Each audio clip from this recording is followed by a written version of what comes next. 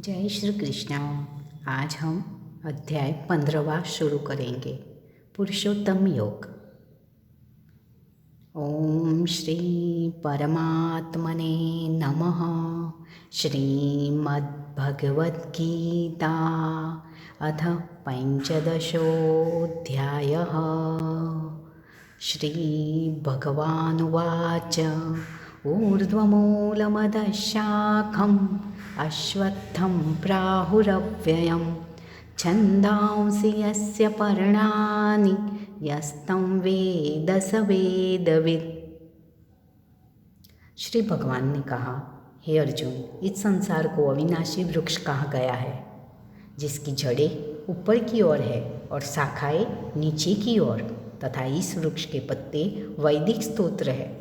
जो इस अविनाशी वृक्ष को जानता है वही वेदों का जानकार है।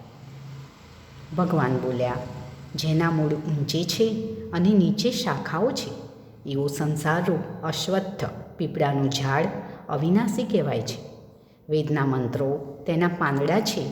તેને જે જાણે છે તે વેદને જાણનારો છે.